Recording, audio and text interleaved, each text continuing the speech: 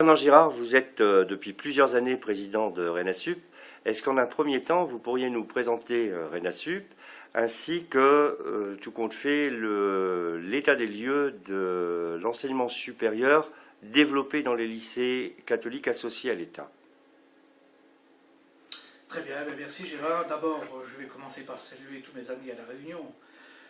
J'ai travaillé depuis de nombreuses années et de manière assez engagée, très engagée même pour le développement des établissements, des filières de formation, pour tenir compte de l'accroissement des effectifs et aussi de l'éloignement, puisqu'il faut tenir compte aussi de la distance, qui est quand même un phénomène important, et aussi de votre environnement international. Enfin voilà, je suis heureux de vous saluer, et si je peux vous apporter quelques éclaircissements, quelques confortations dans vos projets, ou quelques projets, j'en serai très heureux.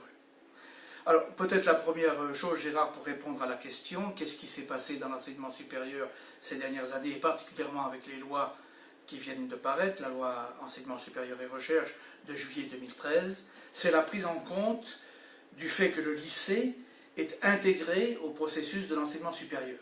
Au fond, en France, aujourd'hui, on a deux grands niveaux, l'école primaire et le collège qui font une sorte d'école fondamentale qu'on appelle en France l'école du socle commun, puis un lycée qui a aujourd'hui pour vocation essentielle d'aider des jeunes à intégrer la diversité de l'enseignement supérieur.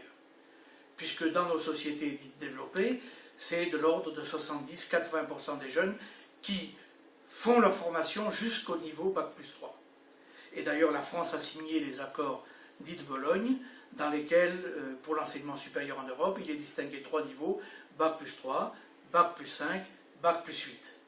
C'est à ce moment que, comme président de RENASUP, je me suis particulièrement inquiété de cette solution, puisqu'on avait vu fléchir les effectifs en BTS, lorsqu'on a dit en Europe que le premier niveau de qualification, c'était le Bac+3. La question, qu'allons-nous faire de la solution française, l'exception française à Bac+2? Et je me suis particulièrement agité à Bruxelles, au Parlement français et dans les ministères pour essayer de trouver une solution. Et en 2005, Gilles de Robien a fait paraître un décret pour les IUT, qui disait que les 2 années de formation des IUT étaient intégrées dans l'enseignement supérieur long en Europe et donnaient les 120 crédits européens. Et c'est seulement en 2007, au terme d'une bataille très importante, que nous avons eu 2 décrets, un pour les classes préparatoires et un pour les BTS, qui donnent donc la possibilité d'avoir les 120 crédits, et donc aide un étudiant à passer dans le L3 pour avoir les 180 crédits. À partir de ce moment-là, le BTS, la classe préparatoire, ce n'est pas un niveau terminal de formation, c'est un élément d'un parcours de formation qui continue dans le supérieur. Et donc toute la problématique, c'est d'aménager des solutions de coopération entre les lycées et les écoles d'ingénieurs et les universités catholiques et les universités publiques pour trouver un continuum de formation dans ce qu'on appelle l'espace Bac-3 à Bac+3. Et en France, en métropole, il y a une circulaire qui est sortie pour dire un peu comment on aménage cela. RENASUP aménage cet espace qui définit la place du lycée comme porteur d'enseignement supérieur en coopération avec d'autres. Car il faut le dire aussi, le lycée ne donne pas le grade licence, il permet à des étudiants d'y accéder, il participe à la formation, il est coopérant, il n'est pas lui-même, il ne donne pas le grade de licence. Voilà, pour faire très vite, le projet essentiel. Depuis qu'on a fait ça, les étudiants sont revenus en nombre dans nos BTS et en classe préparatoire. Il y a eu beaucoup de groupes de travail sous Madame Pécresse quand elle était ministre et actuellement pour préparer la loi ESR. Le BTS est une formation très porteuse à l'emploi. 80% de nos jeunes ici en BTS continuent des études au moins au niveau L. Et donc, nous leur offrons des solutions dans les écoles d'ingénieurs. Et aussi, vous le savez, vous ne le savez peut-être pas, avec un accord que j'ai passé avec l'université de Londres Coventry, 45e dans le ranking international, pour toutes les formations business, marketing, global hospitality, tourism management. Et d'ailleurs, ce vendredi qui suit, je vais à Londres avec 103 étudiants pour les premiers diplômes que nous avons passés au niveau international. C'est une fierté pour nous, une joie pour les établissements, et je pense que là-bas, nous aurons une cérémonie internationale, porteuse pour l'emploi, porteuse pour l'épanouissement de nos jeunes.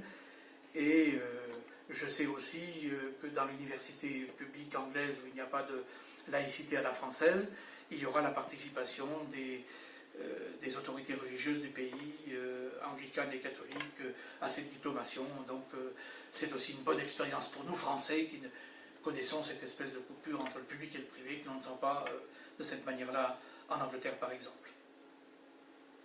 Sur l'aspect plus ou moins statistique, est-ce qu'on a une idée du nombre de filières ouvertes en licence professionnelle, du nombre d'étudiants concernés à la louche, hein, sans... Alors aujourd'hui, ce que l'on peut dire, les chiffres globaux, il y a dans les lycées catholiques en France 62 000 étudiants, c'est-à-dire post-bac, 12 000 en classe préparatoire, 43 ou 4 000 en BTS, et le reste dans des formations de niveau Bac+3, qui sont les diplômes de comptabilité générale, des diplômes à Bac+3, des diplômes d'État à Bac+3, et des formations portées en coopération avec des universités catholiques, publiques, françaises ou internationales.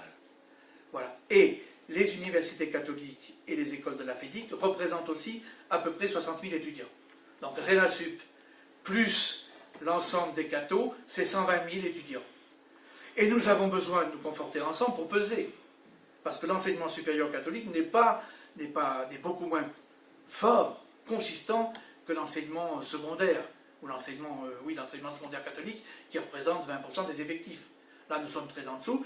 Donc nous avons décidé, entre l'UDESCA, la physique et nous, de nous conforter pour faire un secteur, au sens européen du thème, d'enseignement supérieur, Bac plus 2, plus 3, plus 5, effectivement, et essayer de vivre ensemble un projet commun. Voilà. Alors ensuite, la répartition sur les licences professionnelles, le reste, je n'ai pas de chiffres actualisés. Mais voilà les grandes masses d'étudiants, et c'est quand même très important de voir qu'au niveau des lycées, quand on consolide tout ça, c'était très important, 62 000 étudiants. Ça fait une très grosse université. Alors comme je dis, nos lycées, c'est une espèce d'open university, très dispersée sur le territoire, mais de proximité aussi, qui maille le territoire. Et aujourd'hui, on a besoin de proximité, parce qu'on trouve assez facilement la force intellectuelle, mais avec les difficultés économiques partout, on ne fait pas déplacer des jeunes, toujours très loin, et avec le problème de l'égalité des chances dans l'enseignement, des coûts, eh bien, les lycées apportent parfois à proximité des formations de niveau supérieur, et c'est un grand bénéfice pour les familles. Et pour tout dire, je signe le 27 novembre une convention avec l'appel national, et il existera un appel étudiant enseignement supérieur de l'enseignement catholique. Vous voyez comme quoi le secteur bouge beaucoup, quoi. Et dans la maison, donc, RENASUP est redevenu un organisme national de l'enseignement catholique, au même titre que l'AFNOGEC, que l'enseignement agricole, que Formiris. Voilà, RENASUP est, pour les lycées, l'instrument d'aide au développement, je dis bien d'aide au développement du secteur enseignement supérieur. Tout à l'heure, vous avez évoqué le mot coopération entre lycée et université. Et puis, dans des conversations précédentes, je vous avais entendu dire que nul ne doit se sentir propriétaire d'une formation. Est-ce que vous pourriez développer ce que vous entendiez par cette expression-là? Oui, oui. L'enseignement supérieur, d'abord, c'est un lieu extrêmement diversifié. Et cela se comprend, puisque il y a énormément de familles de métiers, énormément d'orientations possibles, et énormément d'offreurs, de porteurs de formation aussi. Entre les études de médecine, les études de commerce, les études d'ingénierie, les études de sciences humaines, il y a effectivement un secteur très large. Et aujourd'hui fortement concurrentiel. Alors pour l'enseignement catholique, et pour ce qui concerne les lycées, nous ne pouvons être qu'en coopération avec des établissements supérieurs dits longs, avec des écoles d'ingénieurs. Nous travaillons sur la base de classes préparatoires avec des écoles d'ingénieurs, avec des parcours organisés. Nous travaillons avec les universités catholiques pour des parcours licences. Nous travaillons avec des universités publiques pour des licences professionnelles et des parcours licences. Et RENASUP ne fait que jouer son rôle, effectivement, d'apporter des demandes, des idées, des jeunes pour continuer de la formation, des relations avec des entreprises, de la proximité de terrain, de l'égalité des chances, pour faire en sorte que des jeunes de familles moins aisées puissent continuer un parcours en enseignement supérieur. Du côté de l'enseignement supérieur, bien, je pense qu'il y a la diversité entre les écoles d'ingénieurs, qui font un très bon travail, les universités catholiques avec leur champ d'exercice, des universités publiques, et là, la loi enseignement supérieur recherche dit que tous les établissements doivent construire des conventions avec des établissements supérieurs, suivant leur champ d'études, suivant leur localisation et suivant leurs préférences. La loi l'a rendu obligatoire pour l'enseignement public. Tout lycée ayant des BTS ou des classes préparatoires publiques doit passer convention avec un établissement public supérieur. Et la loi a dit pour le privé, vous le faites déjà grandement, continuez à le faire, je ne vous l'impose pas. Voilà. Mais il est évident que ce serait une erreur formidable de rester enfermé entre soi sur un pôle lycée, cherchant à améliorer. L'amélioration aujourd'hui de la formation au lycée, c'est d'améliorer le passage, de supprimer les frontières, d'aider le jeune à rentrer dans des procédures d'enseignement supérieur. C'est ça aujourd'hui qui est le plus intéressant, le plus porteur pour les familles et le plus porteur pour les jeunes. Ce n'est pas une frontière, c'est un passage. Là, il y a un renouveau profond. Est-ce que le président de RENASSUP, compte tenu de son expérience, compte tenu des informations qui lui parviennent, pourrait donner quelques pistes de réflexion aux acteurs réunionnais pour le développement de l'enseignement supérieur catholique à La Réunion? Bon, alors là, les acteurs de La Réunion sont grands pour imaginer leur avenir. Hein. Tout ce que nous pouvons faire, c'est les aider, donner quelques idées et les aider. D'abord, je crois qu'il est très important qu'un territoire comme La Réunion ait de l'enseignement supérieur, qu'il ne compte pas sur les autres pour effectivement fournir l'enseignement supérieur. Je ne pense pas que tout jeune réunionnais qui veut aujourd'hui faire un parcours d'enseignement supérieur doit venir en métropole. Et surtout au niveau licence. On peut considérer encore que quand on est dans l'espace de bac plus 1 à bac plus 3, on est dans un espace de relative proximité. Ensuite, pour des formations beaucoup plus spécialisées, effectivement, les étudiants vont dans le monde entier. Ils vont aux États-Unis, ils vont en France, ils vont en Angleterre, mais il faut construire ce premier socle, ce premier cycle d'enseignement supérieur jusqu'à bac plus 3, il faut le construire à proximité le plus possible des gens. Voilà, donc j'encourage à former un enseignement supérieur. Et le former par addition des compétences, par communauté d'établissement, addition de compétences et coopération. Je crois que les lycées ont à regarder ensemble ce qu'ils peuvent faire en commun. Chacun ne fera pas la même filière. C'est un vieux désordre, si je puis dire, de l'enseignement secondaire, que lorsque l'un a fait une filière, le voisin à 10 km se précipite pour demander au recteur et à son codiec les emplois nécessaires pour faire la même filière. Ça me fait penser, vous savez, à la blague pour les paysans, le blé marche, tout le monde fait du blé, le blé s'effondre. Après l'année suivante, c'est le colza, tout le monde fait du colza, le colza s'effondre. C'est pas comme ça qu'il faut marcher. Il faut offrir de la diversité par addition de compétences. Et un seul ne peut pas tout faire. Alors ensuite, vous avez un institut de formation là-bas qu'on a monté, j'y ai participé à La Réunion et je m'en réjouis, et vous aussi Gérard beaucoup. Je me souviens encore des coups de téléphone que vous me passiez lorsque on a monté l'institut de formation. Il aide à la formation des enseignants pour les établissements d'enseignement catholique, formation initiale et continue, ça c'est très bien. Je l'encourage, comme je l'ai fait ici pour d'autres, à avoir d'autres terrains d'action.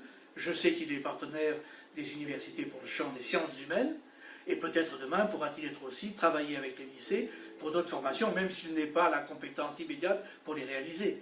Parce que les formations d'ingénieurs, les formations technologiques, l'apprentissage supposent d'agréger d'autres acteurs.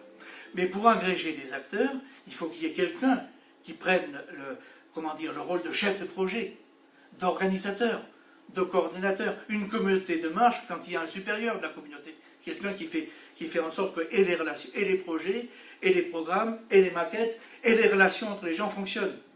C'est cette communauté de points de vue, cette coopération entre des gens différents qui ont intérêt à se rencontrer, qui font le sel du monde moderne et probablement la révolution. Il faut désegmenter, décloisonner, remettre en réunion et ne pas s'occuper des pouvoirs des uns et des autres. Notre seul pouvoir, c'est d'aider des jeunes à se développer, à s'épanouir et à porter le projet de l'enseignement catholique dans tous les territoires, y compris celui de la Réunion, bien entendu. Monsieur Fernand Girard, je vous remercie beaucoup de la chaleur de vos propos et de votre enthousiasme. Ça m'a réchauffé de parler, même à distance, avec la Réunion. Voilà, bonne réunion à vous tous.